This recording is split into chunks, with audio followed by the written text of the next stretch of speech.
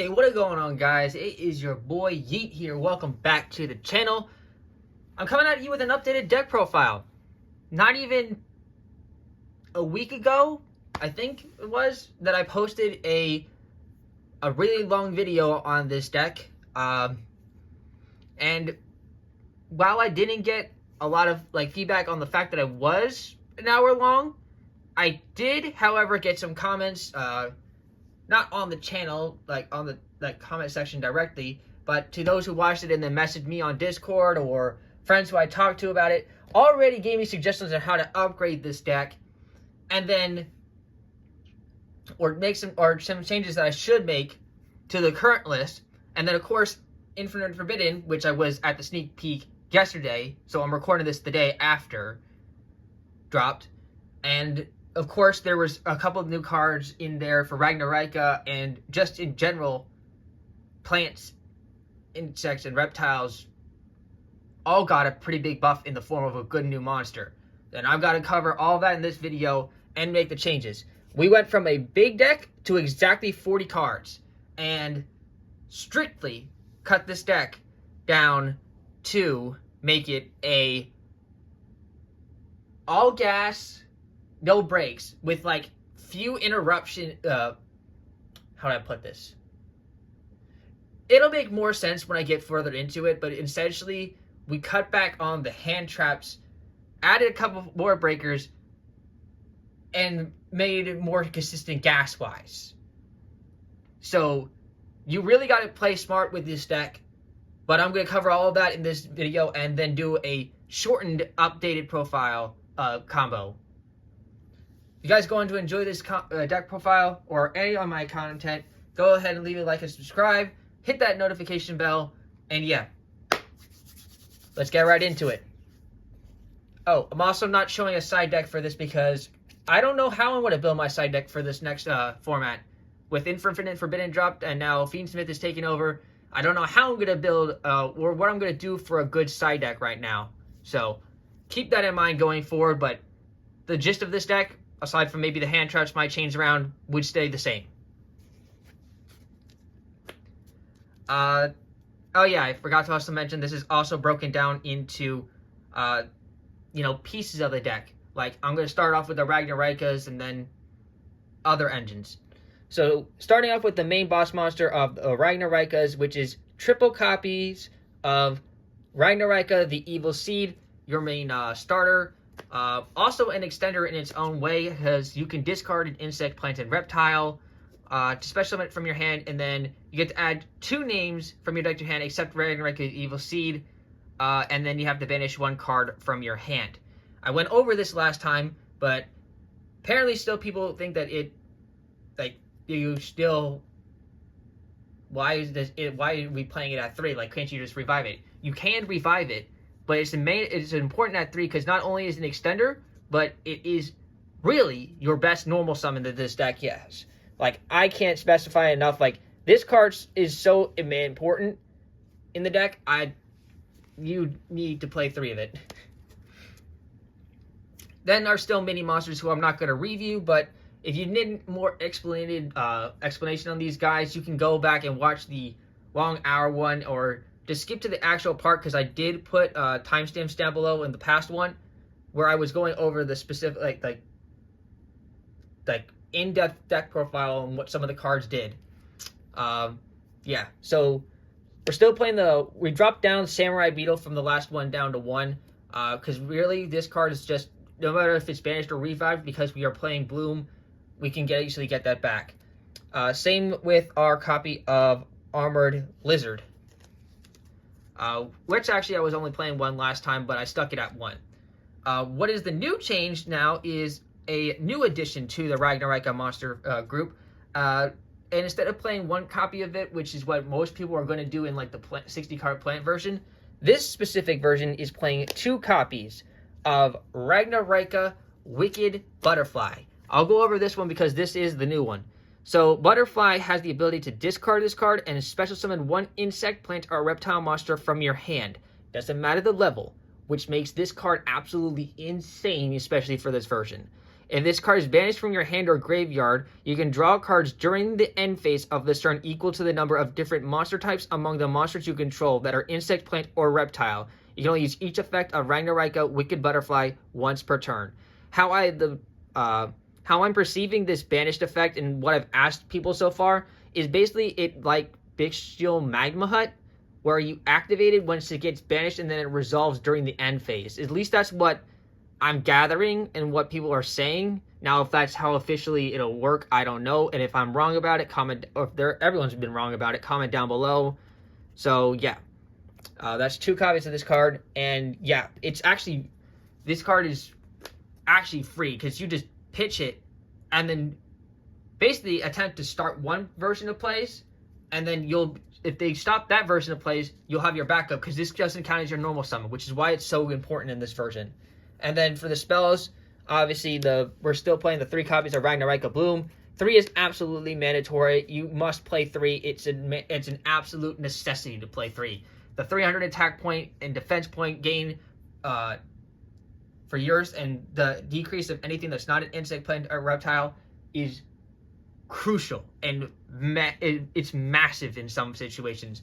And not only that, but it is a free revive for a Ragnaraika monster that's banished in the graveyard.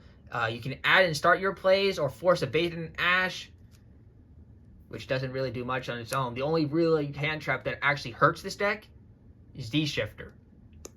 I can play around. If you play this deck correctly, smartly, you can play around Droll, Nibiru, Ash, Valor. But it'll take depending on the 2 hand traps, it'll take 2 to 3 hand traps to absolutely break this deck, but it'll only take 1 D-Shifter. And then the last card for the Ragnaraika stuff is 1 copy of Ragnaraika Hunting Dance. 11 cards for the Ragnaraika engine, but it's perfect the way it is. I wouldn't change anything on the Ragnaraika engine unless we get a new Ragnaraika monster. Onto the reptiles, going over the light Ogdoadics first. We have still 3 copies of Nunu the Ogdoadic Remnant. This card is crucial at 3 because it starts your whole Ogdoadic list play. Either this or the main Snake Rain, which we'll get into later. But yeah, this is also what I'm going to refer to as one of the main 4. As in, if you're ever activating Snake Rain and you don't have this card in the graveyard, which I'll go over again when we go over Snake Rain, this card is one of the ones you send off of Snake Rain. Then we have 1 copy of Kersey, the Ogdoadic Light, and Ogdoadic, the Ogdoadic Overlord. These are some of the ones that were carried over these are all carried over from the last time I did this profile. Also, comment about Kersey. The effect of summoning is all 1 effect. When you summon it back from the graveyard, your opponent immediately gets to use that effect. Your opponent can't stop, or they can choose to decline it, but that's all 1 simultaneous effect to summon back for them to summon back from the graveyard as effect negated. And this card is just the ultimate boss monster. This card we cheat out so many times, but I can't risk or playing a second copy of it, or even the other version for the dark one, just so we can special summon stuff like Wicked Butterfly, simply because in its hand alone is a brick. But it is a really good boss monster and another good form of removal. For the dark reptiles, we got 3 copies of Nuaya, the Ogdoadic Remnant. This card is your best normal summon for the reptile engine in 100% opinion. This card is also really important because it's also one of your only dark reptiles that you can use to make one of your best synchros and combo off with another extender, 2 of our extenders for the reptiles. Being able to use this in searching Daybreak is what you're going to be doing 90% of the time when you activate this. The only other 10%, you'll be adding the 1 copy of Water Lily when you've already used your Daybreak. But the first time you're usually searching Daybreak if you don't have Daybreak in your hand. If you already have Daybreak, you can add Water Lily then, but you're really only playing 3 targets with this card. Because if you go through all 3 of those targets and you haven't won the game yet, you're definitely not winning the game. Then the other 2 Dark Ogdoadics we are playing is 1 copy of Zoha, the Ogdoadic Boundless, and 1 copy of Amanuiza, the Ogdoadic Queen. We cut down the king, and we cut down the other level 10 from last time.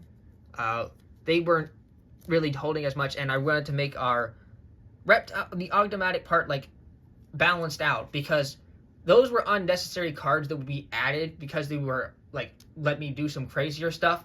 But after making some changes, and some way, man, not people just like completely agree with, this list has shown actually the best results out of the ones I've done. Zoha being able to add back from the graveyard, add it from the graveyard to the hand, and then pitching a card we need in our graveyard, comes up more than what people think. And if you miss it, you'll miss this.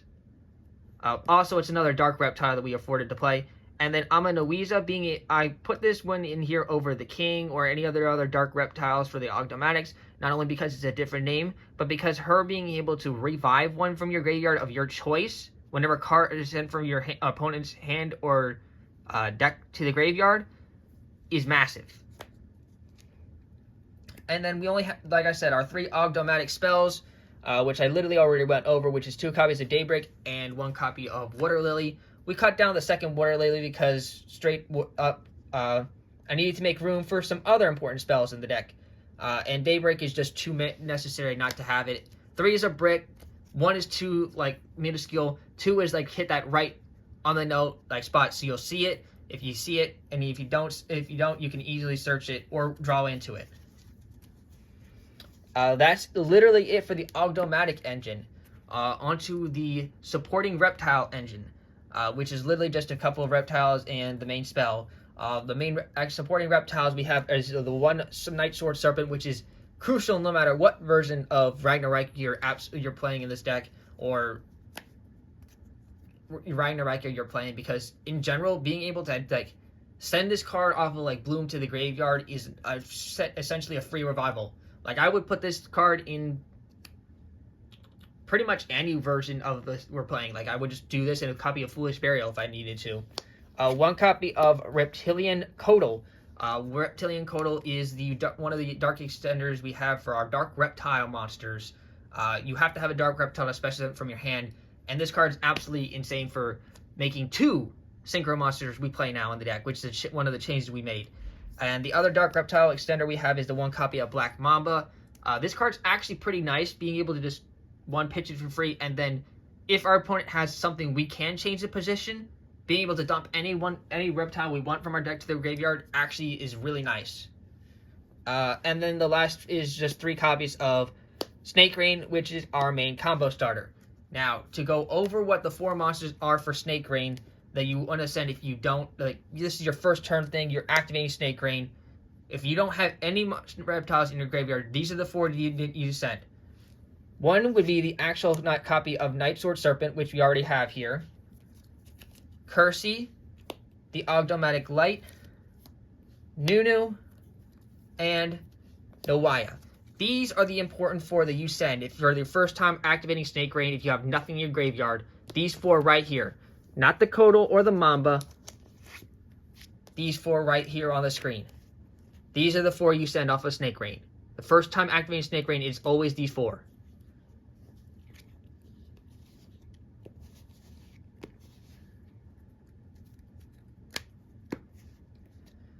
Alright, that was it for the supporting reptile engine. Now on to the hand traps, which I'm telling you right now, I know it's only 6, but to make it 40 cards, and this deck is more gas than it is, like, disruptive. We have 2 copies of Ash, 2 copies of Effect Veiler, and 2 copies of Infinite Impermanence. Why I chose this ratio, Ash is the most impactful, along with Infinite Impermanence. And the reason why I opted for 2 Veiler is because 1 is actually a level 1 tuner, and I feel like going into this format that I think effect negation is going to be the best thing that you can do. Like, when I'm playing against Tenpai and they have activated, well, if they don't have Sangan summoning, which really, if you're playing against Tenpai, most likely you'll be siding out the Veilers and the Imperms going second and putting in ghost ogres if you were side decking them. But otherwise, if they're just normal summoning, like stuff like Hydra, and they don't have like the Sangan summoning in hand, being able to just imperm or veil them is absolutely like crucial. So yeah, just these 6 hand traps is what I'm playing at the moment. And then here are the board breakers. We opted for 2 specific board breakers in this version. One of them is just being like called by the grave. I say this is a board breaker because being able to just break apart our opponent's graveyard for some crucial pieces that they may be using, or getting rid of hand traps to help break our opponent's boards going second, or heck, if they're attributing the Yubel, the Phantom of Yubel for cost, just call by the graving, that can just break apart that opponent's board of a Yubel. And this is a new card that actually just got printed out of info, and I'm currently testing out, and so far it's been performing pretty well when using it. Because it actually, like, the more our opponent extends going first or second, the more that we have a chance to break apart. And that's 1 copy of Vesper Gearsu, if I'm pronouncing this correct. So Vesper Gearsu is, I don't know I don't know what I want to think of this card yet, but so far it's been interesting. So it activates only if your opponent controls 2 or more monsters than you do. And if you're going second or you're doing your first normal summon, more than likely you'll have that. Or if somehow you're behind on the board, this is another, like, think of it like a kind of evenly matched. Except they can send any number of monsters they control to the graveyard, after which apply the following effects based on the number of monsters your opponent controls. 0, your life points become halved. Pretty easy to come back from, since if you sent their tower to the graveyard, you should be killing them. Obviously, if you're not under Nibiru, then I would never activate this card. Your opponent gains 2,000 life points if they have 1, exactly 1. 2, banish all cards your opponent's hand face up until the end phase, which means if they leave 2 on the board, exactly 2, you're basically have to just read over two monsters and whatever they have set on the board, and then yeah, you just basically beat over that and then smack them for game. 3, your opponent cannot activate monster effects this turn, or I should say 3 or more. So if they do that, doesn't matter if they're on the field or in the hand,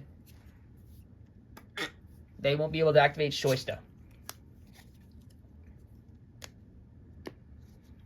Then we have our a new addition to this deck, and I realized that this card not only activates like a floodgate version for our opponent's side, and not many people are playing actual materials to use to link off into if you're under this field spell.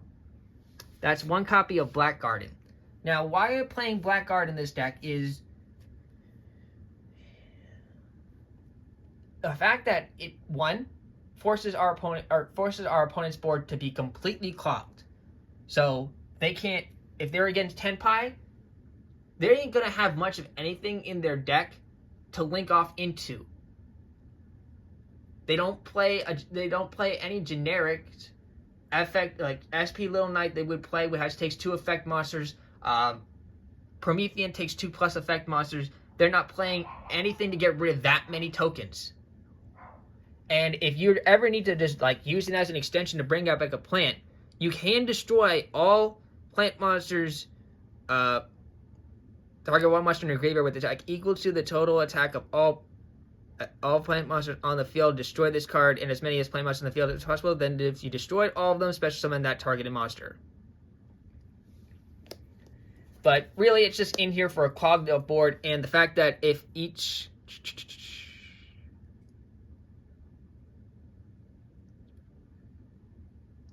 Oh, okay, I thought the plants had like a... Yeah, if you destroyed the plants, that you could deal damage or something like that. No, it's not. I'm thinking of a wrong card. And then the last card we play in the deck is a copy of Sun Avalon Bloom, which is our searchable skill drain, based off of our Link monster in our extra deck. And that's it for the main deck. Literally straight 40 cards. Let's go right into the extra deck. For the extra deck, I'll start off with the Link 5s. Our Link 5s being Ragnaraika Stag Sovereign, who we covered last one. And then our new power, which I'm really loving this card. I think this might be the second best Link 5 to be printed, period. Since Underworld Goddess, this one might be the most impactful. One copy of Cosmic Tree Ermistil. Cosmic Tree Ermistil being a common is just an understatement for what I think this card can do. This should be in like every plant, insect, reptile deck. Even the 60 card plant deck should include this card. So what it does is it takes 3 plus effect monsters. Simple enough. It's the same requirement for Underworld Goddess.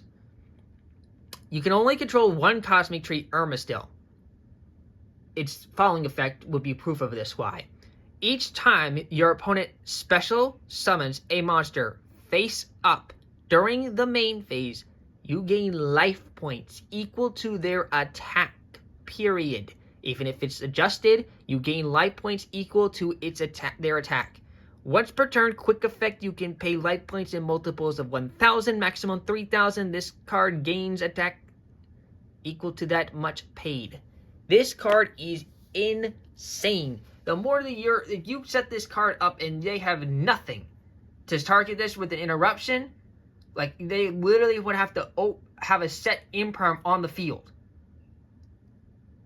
to get rid of this card. It's insane. Like if they just like play into it, you're going to be at like a gazillion life points because this card's like literally standing dogwood. That's it for the Link 5s.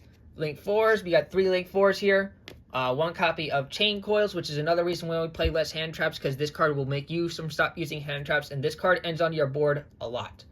One copy of Benga Lancer, the Resurgent. Comes up a couple of times in certain matchups. You don't always make this, but if you really have a hard time getting over really of a tricky monster, this is more than likely how you're going to be getting rid of it. Oh, and Cosmic Tree Ermistil is one of the main ones we can use to actually beat over Chaos Angel if it's not made by a Dark. Anything else in this, because Ermistil helps us out so many monsters that we normally wouldn't be able to out because of the paying life points aspect. And then our searcher for our copy of is Sanavalon Bloom, which is our one copy of Sanavalon Drina Trinity.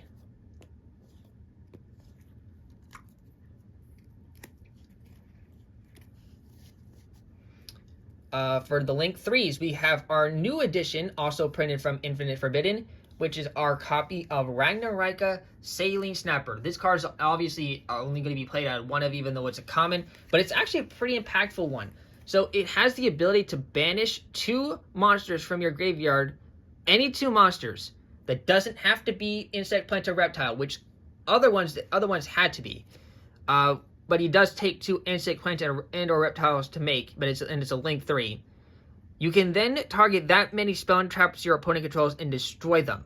So it's good for back row removal or force out back spell and traps that need to be used right away. Mainly, this card is what you're going to be using after you get rid of your opponent's main interruption out of a Yubel to actually get rid of their copy of Nightmare Pain. Or if they're playing Snake Eyes, you can get rid of Temple or one of their set cards. And obviously it has the same effect as the other ones, where you can target an IPR monster you control, place it on the bottom of the deck, and if you do, special on this card, and then you're locked into those IPRs the rest of the turn, and you can only use each effect to Saline Snapper once per turn. It's just, I would say, a pretty good generic Link 3, and it's a nice addition to have some back row. And then we're still playing the Mantis Monk from last time to help us search for Hunting Dance. And on to the Link 2s, our main still Link 2, which is actually really crucial for a lot of our combos. It's 2 copies of Ragnaraika Skeletal Soldier. Being able to revive one from the graveyard when you use it and then just bring you back as a Link 2. Like, you can easily Link climb in this deck, and this is your main starter for whatever time you need to do a Link climb. And sometimes the second will come up in grinding. Then we have our Haggard Lizardos. This card's a free draw, especially in this reptile version. Not much that I need to say about this card. This card's actually really nice. This card is more than likely going to be coming out if I see that the World Dragon Zealantis lock coming out, comes more relevant, which I'll just get another copy of Zealantis because the Zealantis right now is inside another deck of mine. But Enchida here still is pretty nice, being able to turn an opponent's monster attack to 0. It comes up sometimes, and then sometimes it doesn't, which is why if I was ever needing to go back to the Zealantis lock, this is the first card that's coming out. And then our last link monster, which is just a little measly link 1, which is just 1 copy of Senevalon Dryas, because it's currently the only one we can use to link away our link 1 plant monster. Because Senevalon Dryas and Seed alone can get you Seed into Mentis Monk or Saline Snapper on its own. Like, literally 1 seed into a bloom will get you that for free. Our 1 Xyz monster is just still King of the Feral Imps. This card's mandatory. Only Xyz monster we play. For Synchros, our 1 copy of Reptilian Melusine still, and obviously our copy of Garden Rose Maiden, so we can search out our Black Rose Maiden. Now, I'm going to show you guys the 1 combo that if you your main 1 card your main 1 card combo that if you have it in your hand is pretty much you're setting up your ultimate board right there and then.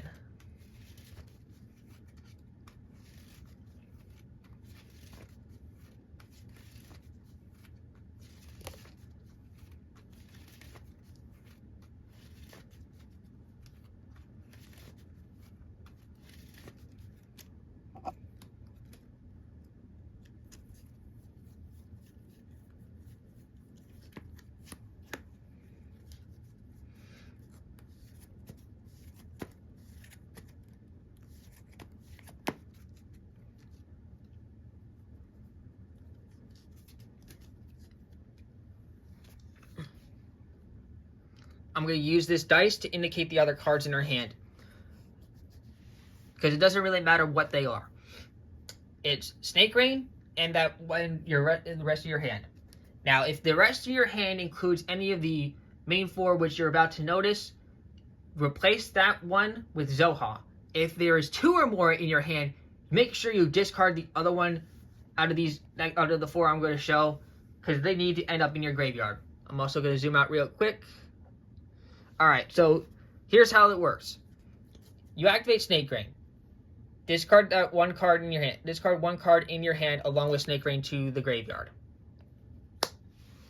Now that we've done that, again, make sure you have these cards in your graveyard. If you don't, and one of them is in your hand, make sure you're either discarding that one with Snake Rain or, you put Zoha in the graveyard to make sure, along with the rest of them, to make sure that you discard the other one. If 3 or more in your hand, I don't know what to tell you. That's just bad draw. Monsters you need to send. I went over this earlier. Are 1 Nawaya, Nunu, Night Sword Serpent,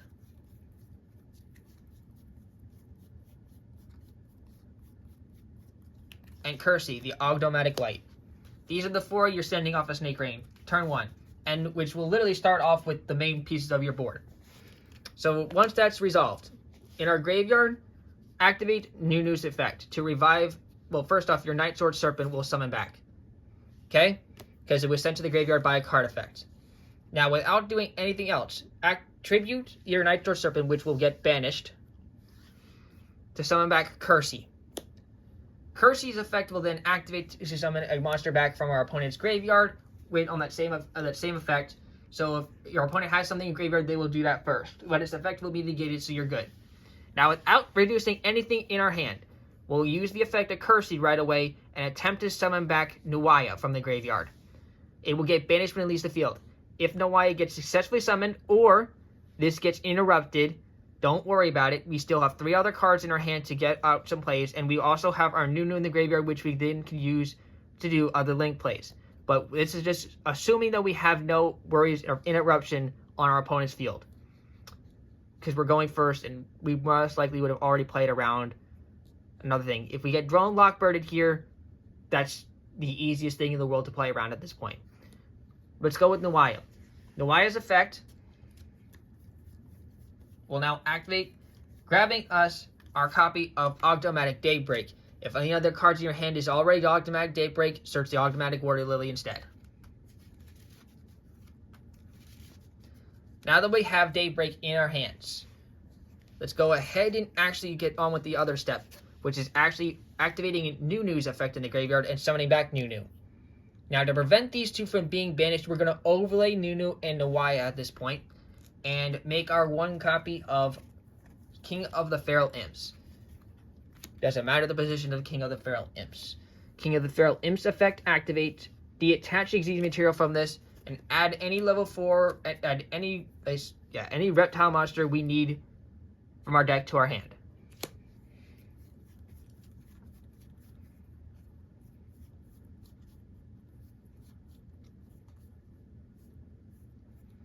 The monster we're going to be searching is our copy of Reptilian Codal.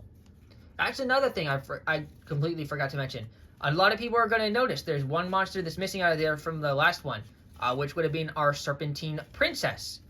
Serpentine Princess really was in there if we were trying to make Strenna, but we're not making Strenna in this deck anymore because we aren't playing Strenna. Instead, we're going to show you how to get really to the rest of the big board. So like I said, I'll add Reptilian Codal to my hand. Next from here, I'm going to activate Ogdoadic Daybreak, tributing Kersey for cost. Because Kersey is level 8, we are granted 4 tokens. Okay? Let's see if there's anything around here I can use for tokens real quick.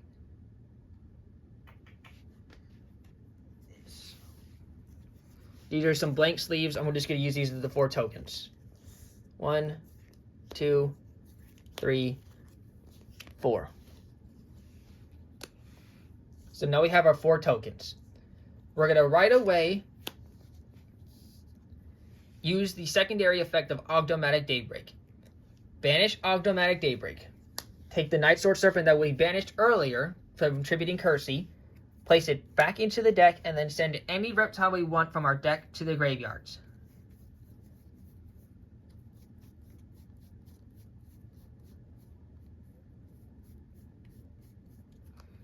We are going to send our copy of Zoha to the graveyard.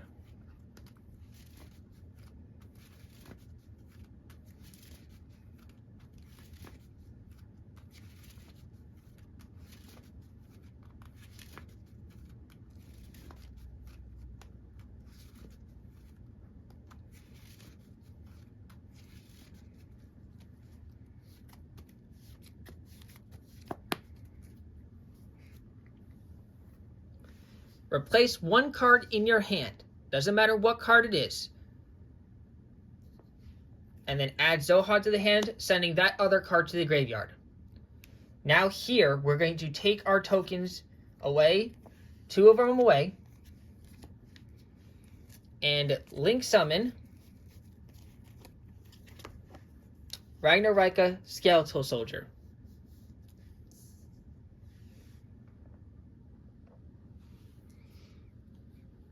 Not using Skeletal Soldier's effect yet. Was 1, because we don't have a target in our graveyard, but we're going to get one. Just trust me, okay?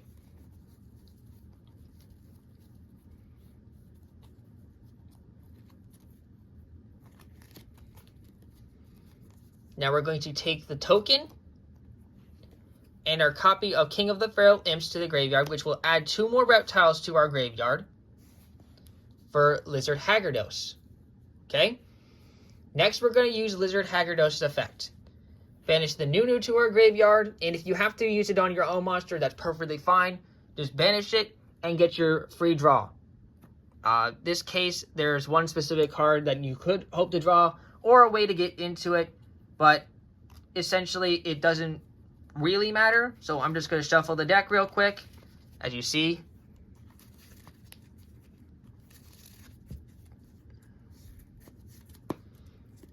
And just draw any card. Hopefully it's an extension, which it is. Okay? If it's not, hopefully the other 2 are your extension. Now we're going to literally right away take the 2 cards we have in our hand. The Haggard Lizardos and Skeletal Soldier. And make our copy of Sanavalon Drina Trinity. use Sunavalon Drowned Trinity's effect and grab your copy of Sunavalon Bloom. If you already have Sunavalon Bloom in your hand, you can skip this step.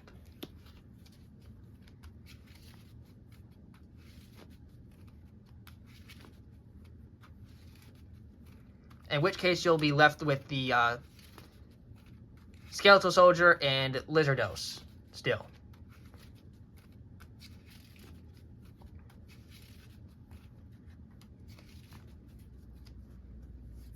And if so, you will not need to use the Black Mamba in your hand, which we have, or our Reptilian Kotal, which we have as well. And you basically don't need to, you literally just take the monsters we have already on our field and make your Link 5 for Stag Sovereign, or you could completely Link climb from 2 plus the token to 3, and then 3 to 2 to Stag Sovereign. But I'm going down this run. So now that we have our Drowned Trinity out, we have still our Dark Reptile token from over here. Let's special summon the Reptilian Kotal from our hand. Now the token itself is level 2. Notice, one thing we haven't done this entire turn, normal summon. We still have access to our normal summon. So let's normal summon our copy of Zoha, which we purposely added back to our hand. Synchro using Zoha and your Reptilian Kotal to synchro into Reptilian Melusine, preferably to put it over in the middle or all the way on the end of your left here. I'm going to put it in the middle for now because at this point it doesn't exactly matter. Now, Melusine was made with 2 reptile monsters, so because Melusine is made with 2 reptile monsters, it cannot be destroyed by battle or card effects. And also, it has the ability to, like, naturally turn our opponent's attack monsters to 0 and other such. But because we just sent Zoha from our field to the graveyard, come on, lighting, we get to use Zoha's effect, which is you can activate the effect, your opponent draws a card, and if you do, you can add 1 Ogdoadic monster from your deck to your hand. They're never really going to turn down that effect, so we certainly get to search any Ogdoadic we now want from our deck to the hand.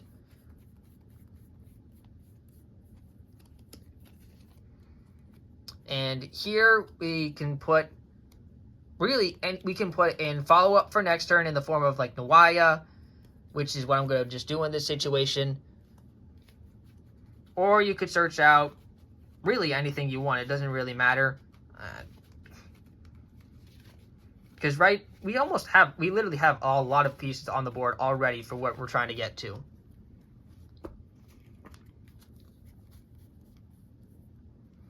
Now, looking at our field, it's pretty solid. Let's go ahead and special summon Black Mamba from our hand now. Take Black Mamba.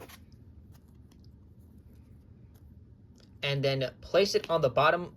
Well, if you're going second, you obviously would use Black Mamba's effect. Change the attack monster your opponent controls position, sending any reptile you want from your deck to graveyard. But from here, we're going to take the copy of Black Mamba and place it on the bottom of the deck, and summon our copy out of Skeletal Soldier back to our field. Use Skeletal Soldier and your token.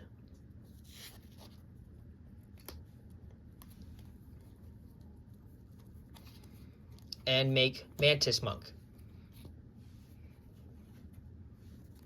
As for the monsters you're going to banish from Mantis Monk, they will be your copy of Reptilian Kotal and your King of the Feral Imps.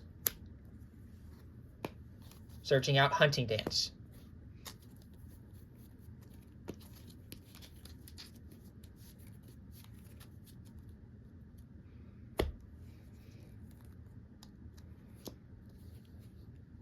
Now, what does this establish for us right now?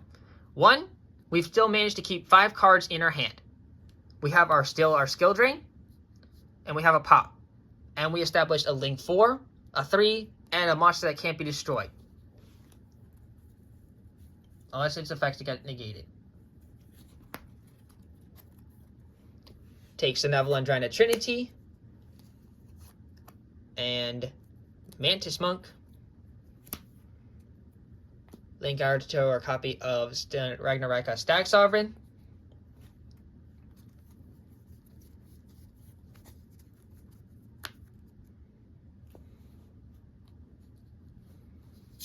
Set Hunting Dance.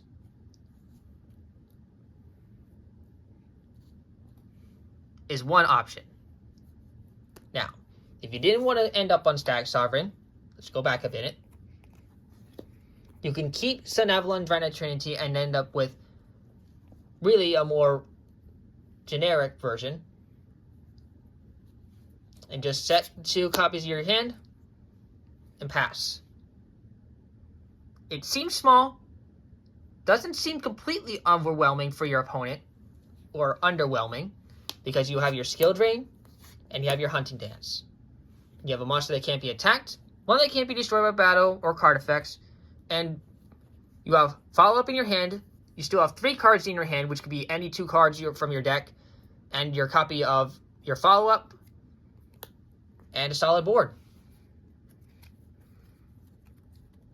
Now, if you had Zealantis, I showed that combo in the last one, but this is pretty staple. Now, if you survive the turn, which this should be active, this would most likely be used, which you'll be able to pop 2 cards, and most likely your Mantis Monk will have died. Now, taking what we have on this board now, in the 2 cards that we have in our hand, plus whatever we draw for our turn, with our 1 card, we can easily now make the complete end board, which I'm just going to play out quickly. Normal Summon Nawaya, grab Water Lily, take Nawaya, place it to bottom of deck, summon Mantis Monk, activate our copy of Water Lily,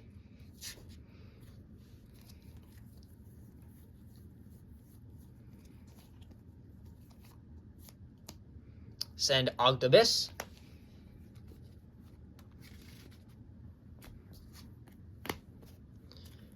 there's 1, 2, 3, 4, 5 reptiles in our graveyard with different names. Read them and weep. So summon any one of them back. I'm going to choose Ogdoadic in this turn because that's what I would do. Then use obviously one of the other cards in our hand. I'm just going to use the 1 bloom we have in our hand just so we can get something else out. I'll use Ragnaraika bloom. Add seed.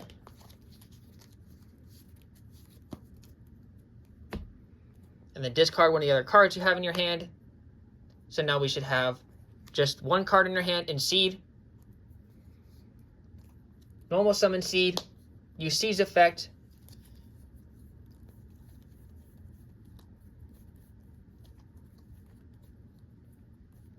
Grab Samurai Beetle and Wicked Butterfly.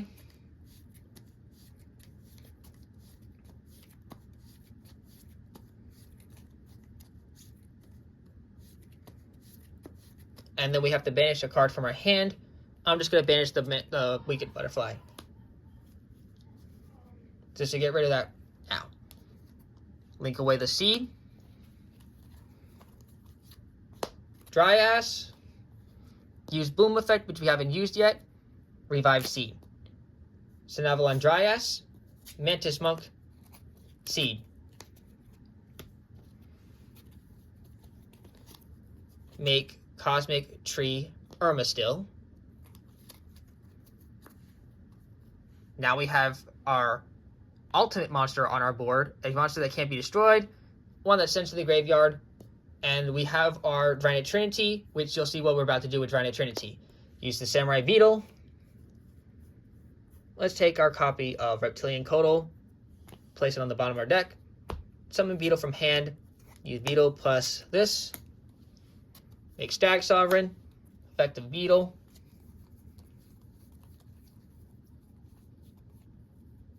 I'll just summon Zoha, it doesn't really matter. You can take Zoha then, place it on the bottom of the deck, and summon back the Skeletal Soldier we had in our graveyard. Use Skeletal Soldier, summon Beetle, Linkway Beetle and Skeletal Soldier. For Saline Snapper. And if you have to use Saline Snapper to banish 2, doesn't matter which 2 you'll do because you're killing them this turn. Pop 2 spell and traps, switch mana listening to attack position, pay life points to give Irma-Still your power up boost, and just poke hard. Like, you just swing, swing, swing, swing, swing, it's over with. You're gaining 300 attack and defense. They're losing 300 attack and defense. If you have to use Benevolent Bloom, you have your big board already on the field. But if your tree is already 5,000 at well, yeah, you should be killing on that turn. So that's it. That's it for the deck profile. That's the one big turn that you usually have and your turn following it.